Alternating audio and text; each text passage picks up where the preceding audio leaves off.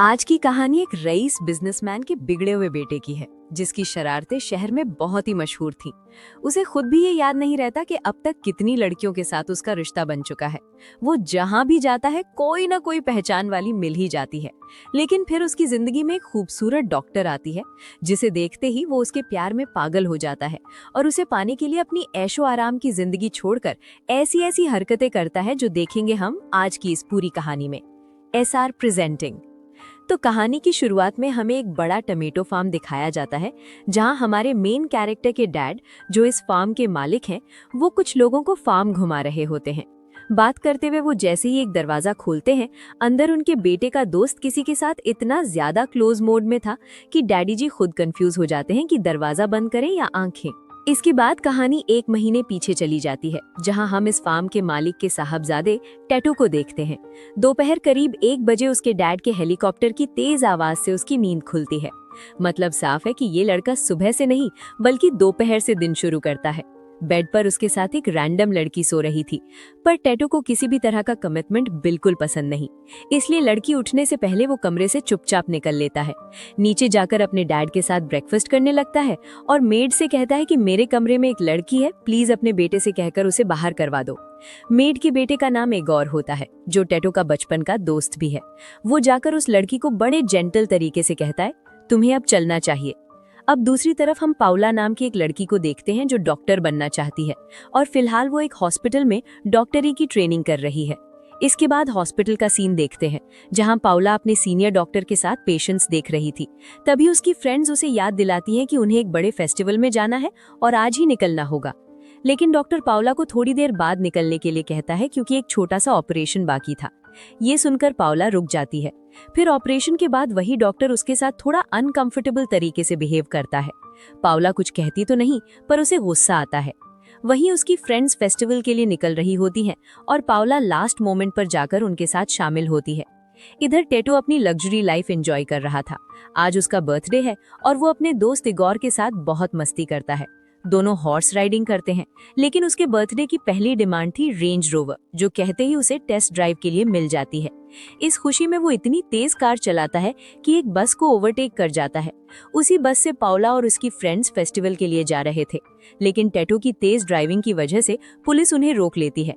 Tattoo कहता है वो बस टेस्ट ड्राइव कर रहा था, लेकिन एक लेडी ऑफिसर आके टैटू को उतरने के लिए कहती है और उसकी तलाशी लेते हुए मजाक में कहती है, आज रात तुम्हारे यहाँ पार्टी है और मुझे इनवाइट तक नहीं किया।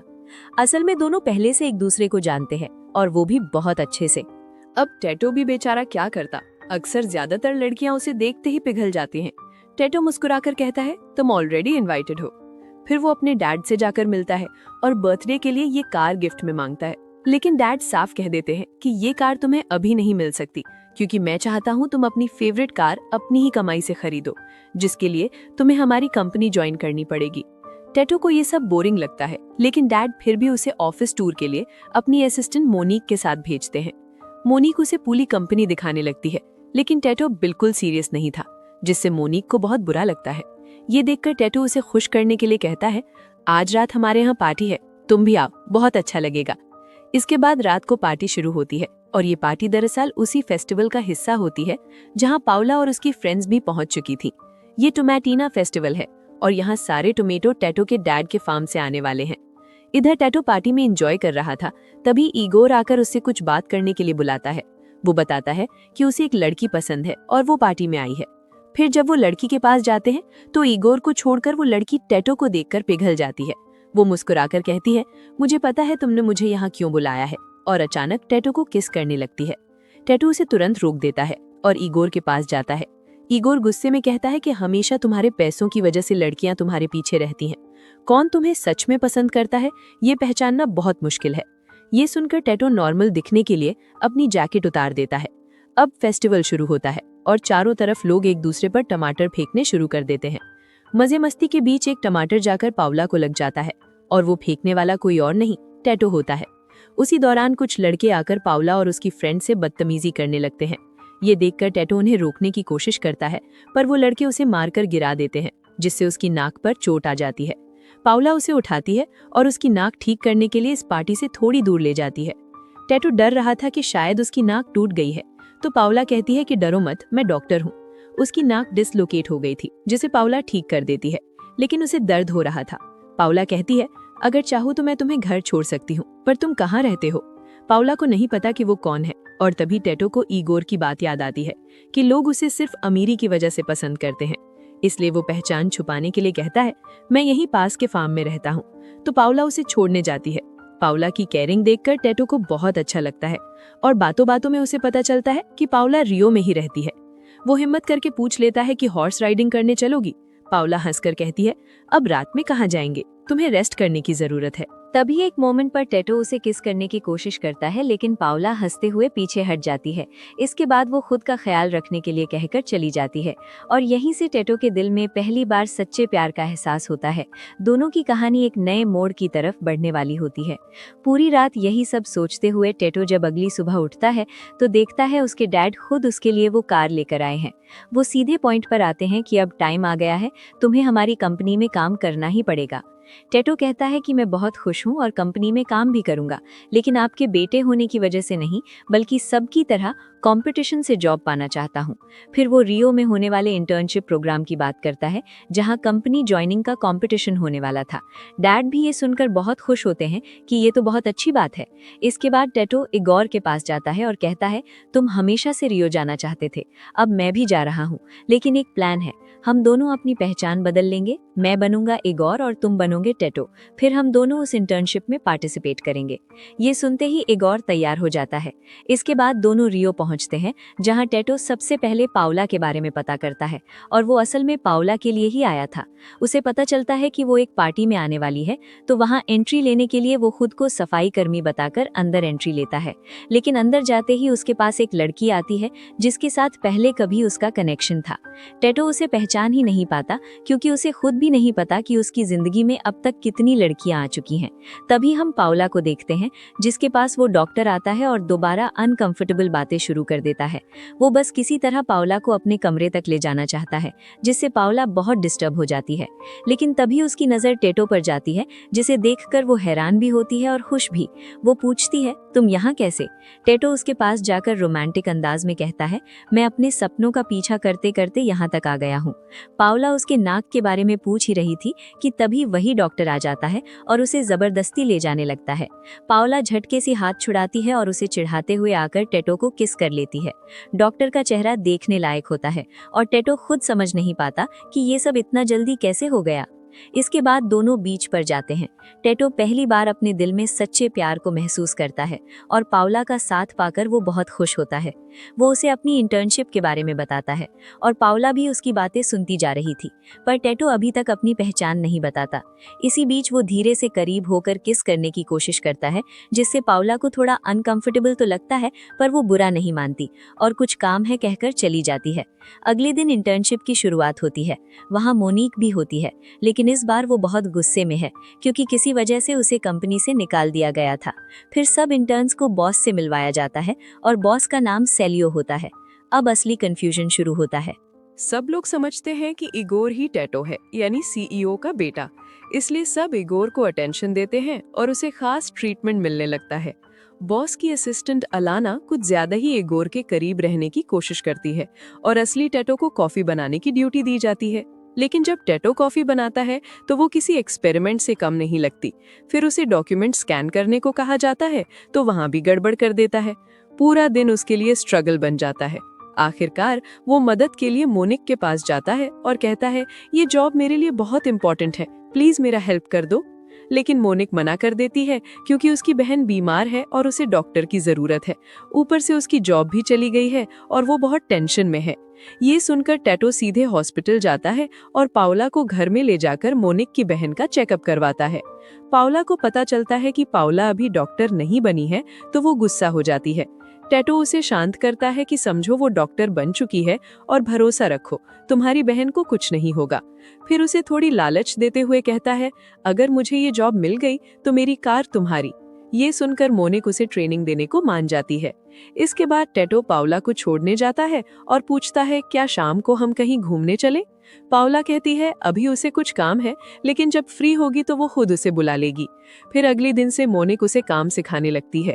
टेटो सब कुछ सीखने की कोशिश करता है, थोड़ी गड़बड़ी भी होती है, पर वो हार नहीं मानता और बाकी एम्प्लॉयज को इम्प्रेस करने के लिए एक्स्ट्रा रिसर्च भी करने लगता है। फिर टेटो उससे पूछता है कि मैं पाउला को डेट पर ले जाना चाहता हूँ, क्या तुम कोई टिप दोगी? मोनिक कहती है उसे अपनी दौलत मत दिखाना, किसी छोटे और खूबसूरत जगह पर घूमने ले जाओ। वो उसे डांस भी सिखाती है क्योंकि टेटो का डांस बहुत ही वाहियात था। इसके बाद अगली शाम पाउला उसे मिलने बुलाती है। टेटो बिल्कुल नॉर्मल होकर उससे मिलने जाता है और उसे इम्प्रेस करने के लिए बहुत मेहनत करता है, क्योंकि अब तक जितने भी लड़कियों से वो मिला है वो तो बहुत आसानी से इम्प्रेस हो गए थे, लेकिन पाउला उन सबसे अलग थी। कुछ देर साथ में डांस करने के बाद जब दोनों बाहर आते हैं तो पाउला उसे अपनी माँ और फैमिली के बारे में बताती है और कहती है उसे अमीर लोग बिल्कुल पसंद नहीं है। इन सब के बीच हिम्मत जुटाकर आखिरकार टेटो उसे प्रपोज कर देता है। फिर धीरे धीरे दोनों करीब आकर एक दूसरे को किस करते हैं और एक लंबी किस के बाद पाउला हल्की मुस्कान के साथ कहती है, क्या हम तुम्हारे घर जा सकते हैं? टेटो थोड़ा घबरा कर कहता है, मेरा घर बहुत छोटा है, शायद तुम्हें पसंद नहीं आएगा। फिर वो फटाफट इगोर को मैसेज करता है और उसकी बिल्डिंग के वॉचमैन से एक पुरानी सी क्वार्टर की चाबी जुगाड़ कर लेता है। इसके बाद जब दोनों उस कमरे में पहुंचते हैं तो पाउला कहती है कि जगह इतनी भी बुरी नहीं है। सब चीज सही जगह पर रखी जाए तो और भी अच्छा लगेगा। बालकनी से पूरी सिटी दिख रही थी और पाउला के कहने पर दोनों वहां सोफा लगा देते हैं। इसके बाद माहौल पूरी तरह बदल जाता है। आसपास की दुनिया जैसे थम सी जाती है, सिर्फ उनकी धड़कनों की आवाज बाकी रह जाती है। टेटो को पहली बार किसी के साथ अपनापन महसूस होता है। अगली सुबह पाउला कहती है कि उसकी जिंदगी में टेटो के आ जाने से वो खुद को बहुत खुश और सुकून में महसूस करती है। इसके बाद टेटो ऑफिस जाता है जहां इगोर और टेटो अपने अपने प्रेजेंट रखते हैं। थोड़ी बहुत डिस्कशन होती है, लेकिन बॉस डिसाइड करते हैं कि दोनों के प्रेजेंट अच्छे से टेस्ट किया जाएगा और फिर डिसाइड होगा कि कौन सबसे अच्छा है। फिर रात में पाउला टेटो से मिलने ऑफिस आती है। वहां बॉस की असिस्टेंट अलाना उससे मिलती है और वो उसे टेटो के पास ले जाने लगती है, लेकिन अलाना के साथ पाउला को देखकर टेटो और इगोर दोनों घबरा जाते हैं और छुप जाते हैं। लेकिन अलाना उन्हें देख लेती है, पर इन दोनों की पहचान के बारे में वो अभी तक अनजान थी। वो इगोर से कहती है कि मैं तुम्हारे साथ डिनर पर चलना चाहती हूँ, पर पाउला तुमसे मिलने आई है, इसलिए हमें चुपके से निकलना होगा। इगोर बहाना बनाता है कि मैं तुम्हारे लिए खुद कुक करूंगा। ये कहकर उसे ऑफिस के बाहर ले जाता है और इसी मौके से टेटो जाकर पाउला से मिलता है। अब क्योंकि वो काफी देर से इंतजार कर रही थी, इसलिए वो नाराज होकर जाने लगती है, लेकिन टेटो उसे प्यार से मनाने लगता है। फिर पाउला कहती है, चलो घर चलते हैं। बाहर बहुत तेज बारिश हो रही थी, लेकिन इसके बावजूद दोनों किसी तरह घर तक पहुंच जाते हैं। ये कमरा असल में उस वॉचमैन का था, लेकिन दोनों बेकाबू होकर उस कमरे को तहस नहस कर देते हैं। उधर इगोर अलाना को ले जाकर बड़े प्यार से उसके लिए खाना बनाता है। उसकी केयरिंग और रिस्पेक्ट देखकर अलाना को एहसास होता है कि ये लड़का सिर्फ अमीर ही नहीं बल्कि दिल से भी बहुत अच्छा है। फिर वो करीब होने के लिए धीरे धीरे फ्लर्ट करना शुरू कर देती है। अब उनके बीच भी एक कनेक्शन बनने लगता है और वो भी एक दूसरे के साथ सुकून महसूस कर रहे थे। इधर आधी रात को टेटो और पाउला बातें कर रहे थे, तभी अचानक पाउला को मोनिक का मैसेज आता है कि उसकी बहन की तबीयत बिगड़ गई है। ये सुनकर टेटो एक घोड़े का इंतजाम करता है और उस पर बैठकर दोनों जल्दी से उनके घर पहुंचते हैं। इसके बाद पाउला उसका इलाज करती है। टेटो वहीं रुककर उसकी छोटी बच्ची का ध्यान रखता है। थोड़ी देर में पाउला भी उसके पास आती है और दोनों फिर साथ बैठकर आराम से टाइम बिताते हैं। अगले कुछ सीन्स में साफ दिखता है कि उनका रिश्ता धीरे धीरे गहरा होता जा रहा था और वो अक्सर मिलकर अच्छे से टाइम स्पेंड कर रहे थे। साथ ही टेटो और ऑफिस में भी पहले से ज्यादा सीरियस और मेहनती हो गया था। वहीं अलाना अभी तक इगोर को ही टेटो समझ रही थी और उनका रिलेशन हर दिन एक कदम आगे बढ़ रहा था। फिर एक दिन जब पाउला और टेटो साथ होते हैं, तभी टेटो के डैड वहां आ जाते हैं और उसे अपने साथ चलने को कहते हैं। टेटो ऑफिस जाना चाहता था, लेकिन डैड थोड़ी जरूरी काम कहकर उसे ले जाते हैं। वहीं ऑफिस में अलाना इगोर से कहती है आज रात इन्वेस्टर्स के साथ उसके डैड की एक मीटिंग है और दोनों को वहां साथ में जाना चाहिए। अब ये एक बड़ी टेंशन बन जाती है पहचान अदला बदली की। टेटो और इगोर मिलकर प्लान बनाते हैं।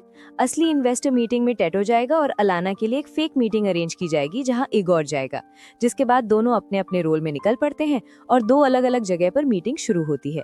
उसी रात पाउला एक बीच पार्टी में होती है जहां वो डॉक्टर उसे फिर से परेशान करने लगता है।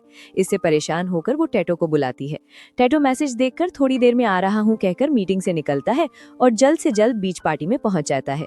वहां पहुंचकर सबसे पहले डॉक्टर को चिढ़ाते हुए दोनों बीच पर जाते हैं और जी भरकर एक दूसरे को किस करते हैं, जिससे डॉक्टर समझ जाता है कि अब कुछ नहीं होने वाला। इसके बाद वो पाउला को खुश करने के लिए गिटार बजाते हुए गाना गाने लगता है। लेकिन इसी बीच अचानक उसका पैर आग पर चला जाता है और आग बुझाने के लिए वो फौरन पानी में जाकर आग बुझाता है, लेकिन इसके चलते उसके कपड़े खराब हो जाते हैं। अब उसे वापस मीटिंग भी जाना था, इसलिए पाउला से बहाना करके फिर से मीटिंग के लिए दौड़ लगाता है। उसके जाते ही उसी पार्टी में टेटो की एक पुरानी दोस्त एना आती है, जो एक टाइम पर टेटो की गर्लफ्रेंड थी। बातों बातों में उसे पता चलता है कि टेटो पाउला के सामने अपनी असली पहचान छुपा रहा है और वो सारी सच्चाई उसे बता देती है। ये सुनकर वो बहुत दुखी हो जाती है कि टेटो ने उससे इतनी बड़ी बात छुपाई है। इधर एक और मीटिंग में जाने के लिए टेटो को इशारे से बुलाता है ताकि कपड़े बदलकर सबके सामने जा सके, लेकिन टेटो के डैड उसे ढूंढते हुए वहां आ जाते हैं और उन्हें इस हालत में देखकर गुस्सा करने लग जाते हैं। टेटो सिचुएशन संभालने के लिए कहता है कि मैं आपको बाद में सब समझाऊंगा। फिर बाहर आते ही वो पाउला से मिलता है। उसकी आंखों में आंसू और गुस्सा दोनों होते हैं। वो कहती है, मुझे सब पता चल गया है, तुमने किस तरह झूठ बोलकर मुझे धोखा दिया है। वो बहुत टूट जाती है और वहां से चली जाती है। तभी अचानक टेटो का सिर घूमने लगता है और वो वहीं पर बेहोश हो जाता है। पाउला अपनी फ्रेंड्स के पास जा रही थी कि वही डॉक्टर फिर से आ जाता है और मौका पाकर उससे गलत हरकतें करने की कोशिश करता है। तभी उसके फ्रेंड्स भी आ जाते हैं, तो पाउला इस बार बिल्कुल चुप नहीं रहती। वो डॉक्टर को सुनाने लगती है कि तुम आइंदा मेरे सीनियर होने का फायदा नहीं उठाओगे। मैं अपनी काबिलियत के दम पर यहाँ तक पहुंची हूँ और तुम्हारी सपोर्ट की कोई जरूरत नहीं है। ये कहकर वो अपने फ्रेंड्स के साथ चली जाती है। इधर टेटो को देखते हैं, जिसे एना आकर उठाती है। इसके बाद वही सीन दोबारा आता है जो शुरुआत में दिखाया गया था। टेटो के डैड लोगों को फार्म घुमा रहे होते हैं और दरवाजा खुलते ही अंदर इगोर और अलाना टोमेटो केचप के बीच बिजी होते हैं। अब सारी सच्चाई उनके सामने होती है। वो गुस्से में टेटो को बुलाकर डांटने लगते हैं कि तुम लोग कितने नालायक हो। मैंने सोचा था कि अपने बेटे पर भरोसा करना चाहिए, पर मैं गलत था। टेटो की सारी मेहनत उन्हें उस पल दिखाई नहीं देती। इससे टेटो को बहुत बुरा लगता है और वो घर छोड़कर सीधे मोनिक के पास पहुंचता है।